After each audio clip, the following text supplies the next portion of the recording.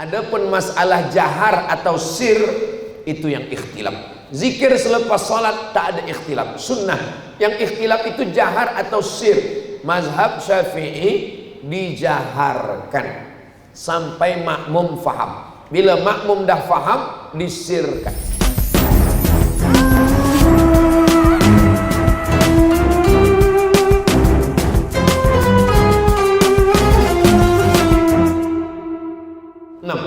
Kalau seseorang berziarah kubur, apakah boleh duduk di atas simen pada kuburan tersebut yang ada di sebelah untuk baca Yasin dan seumpamanya? Li ayyajlisa ahadukum ala jamratin minan nar. Kamu duduk di atas bara api neraka, fatuhriqu siyabahu, lalu bara api neraka itu membakar bajunya, membakar kainnya hingga kulitnya. Lebih baik min ayyajlisa ala qabrin, daripada duduk di atas kubur. Yang dimaksud dengan kubur itu mana? Yang dimaksud dengan kubur adalah batas kepala, kaki, badan. Oh, kalau begitu badan batu yang ada di kanan kiri itu bukan kubur. Kenapa kita dilarang memakai kasut selipar padahal itu jalan?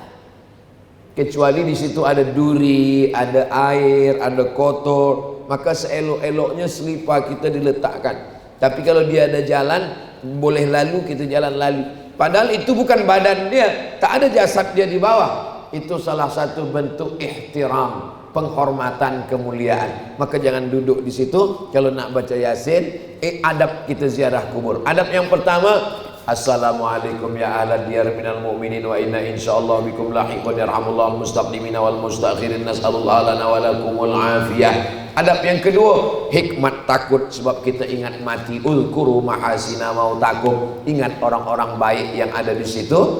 Uzkuru min hadhimil lazzat, ingatlah banyak-banyak dia yang menghilangkan segala kenikmatan, yaitu ingat mati. Mengingat ziarah kubur ada 3 guna. Yang pertama, turiqul qulub, melembutkan hati. Yang kedua, tudmi'ul ain, meneteskan air mata. Yang ketiga, tazkiratan lil maut, mengingat mati. Jadi jangan tertawa, membuat sesuatu yang merosakkan hati orang yang berziarah.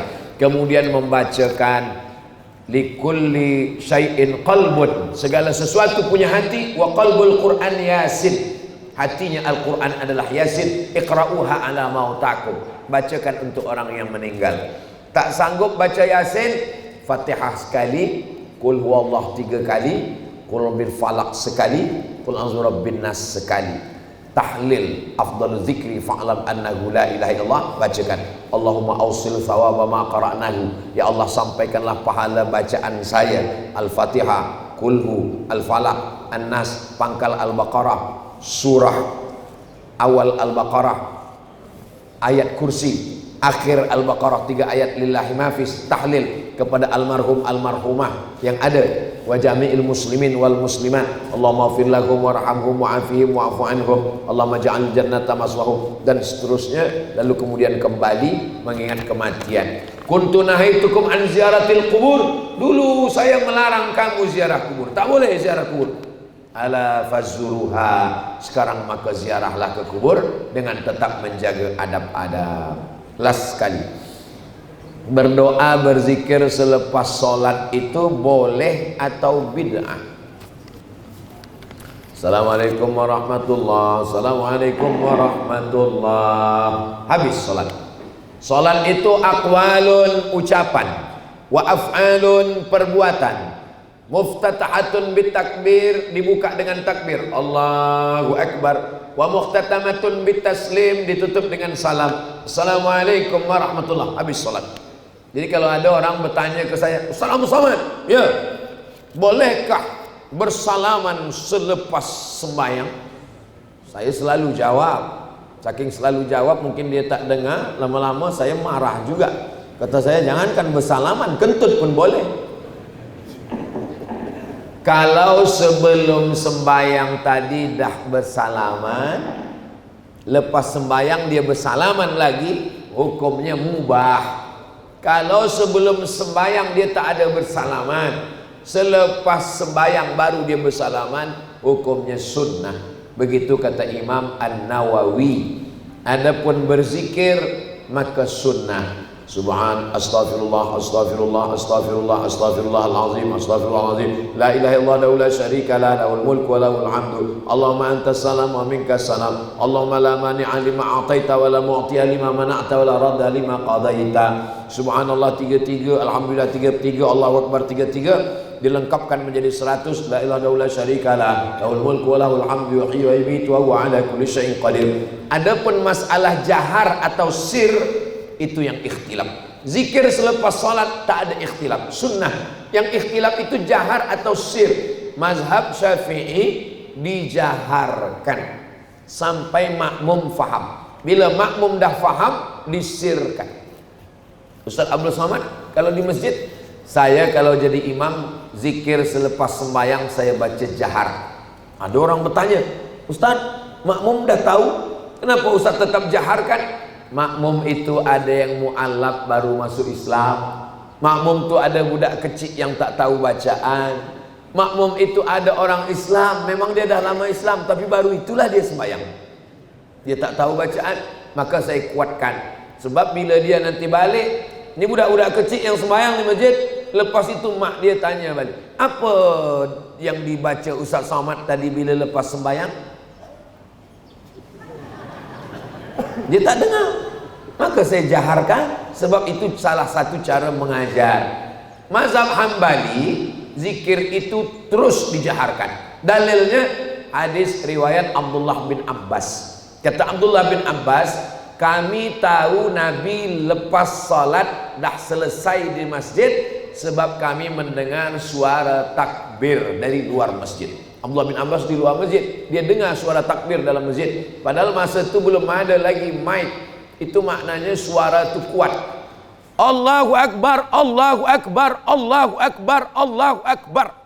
Begitulah suara Nabi dan sahabat waktu itu. Sebab belum ada mic lagi, didengar oleh sahabat di luar masjid. Kami tahu Nabi dah selesai salat sebab kami mendengar suara takbir dari luar masjid. Jadi masalah dalil zikir jahat. Adapun berdoa bersama imam, dalil yang pertama, ad-da'i wal mu'ammin fil ajri sawa. Yang berdoa dan yang mengaminkan pahalanya sama. Dalil yang kedua, Nabi pernah mengatakan amin, amin, amin, tapi yang berdoa tak ada. Sahabat bertanya, kenapa engkau katakan amin, amin, amin? Siapa yang berdoa? Kata Nabi, tadi Jibril datang. Kata Jibril 3, bu'dan liman adraka Ramadan falam yughfarlah. Celaka orang yang jumpa Ramadan tapi dosanya tak diampuni. Amin, kata Nabi. Bu'dan liman dzukirta walam yusalli alaika. Celakalah orang yang disebut namamu tapi dia tak berselawat kepadamu. Amin, kata Nabi. Bu'dan liman adraka walidahul kibara ahaduhuma aw kilahuma falam yudkhilahul jannah. Celakalah orang yang jumpa dengan ibu bapanya sampai tua tapi dia tak berbakti hingga dia tak masuk surga. Amin. Itulah dalil kalau ada orang berdoa kita mengaminkan. Amin, amin, amin. Dalil ketiga, qad ujibat da'watukuma.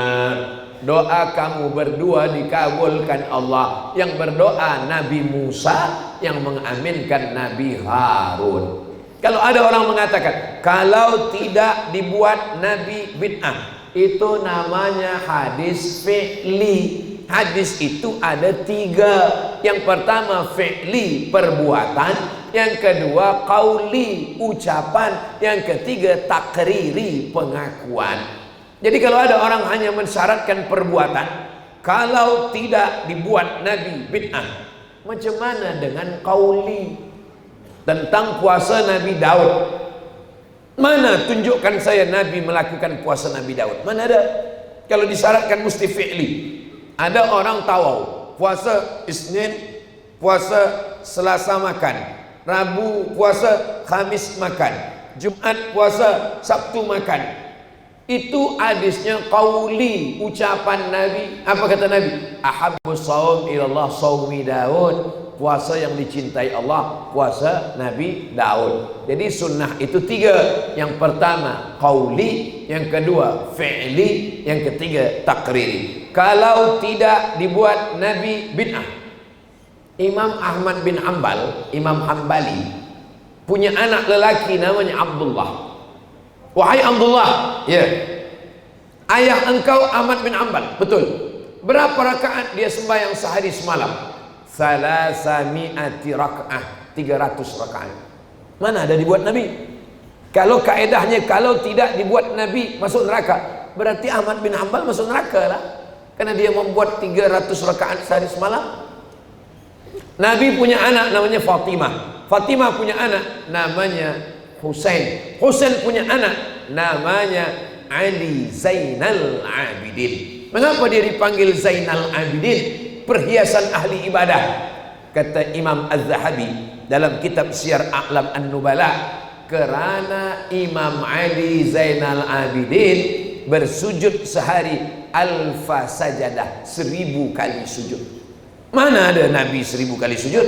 Kalau tidak dibuat Nabi, penuhlah neraka itu dengan orang-orang soleh. Abu Hurairah sebelum tidur malam dia gulung tali, dia petik 1000 kali tasbih sebelum tidur malam. Subhanallah, subhanallah, subhanallah, subhanallah. Baru dia tidur. Tengok kitab Syiar A'lam An-Nubala. Kalau begitu masuk neraka lah dia. Sebab Nabi tak pernah memetik 1000 kali baru tidur malam. Imam Masjidil Haram Syekh Abdul Rahman Sudais malam Ramadan sembahyang tarawih membaca doa khatam Quran dalam sembahyang tarawih. Kita di bumi Melayu baca doa khatam Quran itu bila anak dah khatam Quran bersunat, bukan dalam sembahyang, di luar sembahyang. Mana ada Nabi baca doa khatam Quran dalam sembahyang tarawih? Kalau begitu masuk neraka lah Imam Abdul Rahman Sudais sebab baca doa. Jadi memahami sunnah tidak sempit macam itu. Kalau tidak dibuat Nabi masuk neraka, penuh neraka itu dengan orang-orang soleh.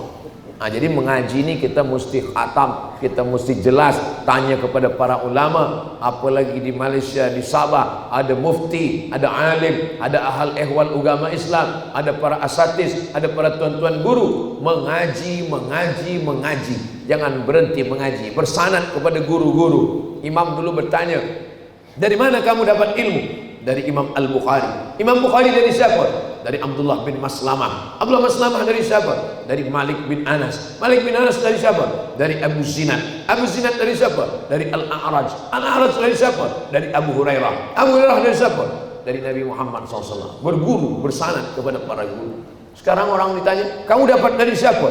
Dari Google, dari YouTube.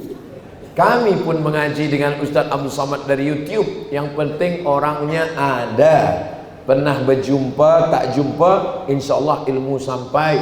Dan yang paling penting kita belajar kepada ulama Ahlus Sunnah wal Jamaah.